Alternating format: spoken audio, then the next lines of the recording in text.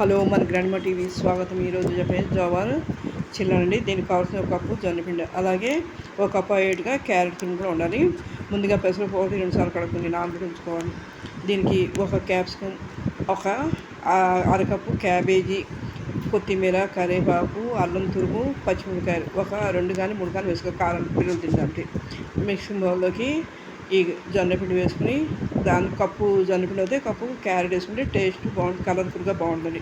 ఈ క్యాప్సికమ్ తురుము, అలాగే క్యారెట్ తురుము, క్యాబేజీ స్థానంలో ఉల్లిపాయలు వేసుకోవచ్చు. అలాగే రెడీగా ఉంచిన పచ్చిమిరపకాయలు, కొత్తిమీర, కరివేపాకు, అల్లం అన్నీ వేసుకుని దాంట్లో రుచి ఉప్పు వేసుకోవాలి.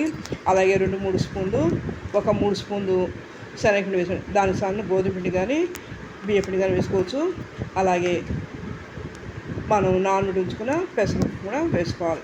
వేసుకుని మొత్తం ఉప్పు వేసుకుని, రుచి ఉప్పు వేసుకుని మొత్తం పిండి అంతా కలిసేట్టు కలుపుకొని, మనం దాంట్లోనే ఒక చిన్న టీ గ్లాస్తో మజ్జిగ వేసుకుని ఈ వెజిటబుల్స్ అంతా పిండికి పట్టేట్టు వేసుకుని కలుపుకోవాలి. కలుపుకొని కావాలంటే కాస్త నీళ్ళు యాడ్ చేసి దోసపిండి బ్యాటర్ చేసుకుని మూత పెట్టి ఉంచుకోవాలి. ఇది చాలా హెల్తీ రెసిపీ అండి.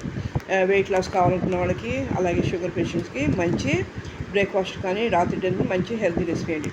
మీరు దీనిలో మూత పెట్టి 10 నిమిషాల నుంచి తర్వాత దోశ ప్యాన్ కాల్ చేసి దాంట్లోనే కొద్దిగా 1 స్పూన్ ఆయిల్ వేసి పైన ఈ నువ్వులు వేసుకుని ఈ పిండిని వేసుకుని మీడియం మంటలో కానివ్వాలి. మరీ పలుచగా కాకుండా మరీ మందంగా మధ్యస్థంగా వేసుకుని కాల్చి పైన కూడా నువ్వులు వేసుకుని ఆయిల్ వేసి కాల్చి తర్వాత టర్న్ చేసుకొని మరి ఆయిల్ వేసి కానివ్వాలి. ఇది చాలా హెల్తీ రెసిపీ. పిల్లల నుంచి పెద్దవాళ్ళకు లైక్ చేస్తారు. చూసారు కదా, పైన క్రంచీగా, లోపల క్రిస్పీగా, లోపల స్మూత్గా చాలా బాగుంటుంది. ఇది మొత్తం పిండి వరకు ఇలా వేసుకుని దాన్ని సర్వ్ చేసుకోండి. ఇది జాబ్ హోల్డర్స్కి, అలాగే కొత్తగా నేర్చుకున్న వాళ్ళకి, బ్యాచులర్స్కి ఉపయోగపడే రెసిపీ. మార్నింగ్ బ్రేక్ఫాస్ట్కి, ఈవినింగ్ డిన్నర్కి ఇది బాగుంటుందండి. ఇది చాలా టేస్టీగా చాలా బాగుంటుంది. దీన్ని విడిగా అయినా తినచ్చు, చట్నీతో అయినా తినచ్చు. నేను కీరా దోశ అలాగే కొత్తిమీర వేసి రైతా చేశాను. దాంట్లో చాలా బాగుంది. మీరు కూడా ఒకసారి ట్రై చేయండి, లైక్ చేయండి, షేర్ చేయండి. అలాగే మీ ఫ్యామిలీ ఫ్రెండ్స్కి, రిలేటివ్స్ కూడా షేర్ చేసి వాళ్ళని కూడా కామెంట్ చేయండి.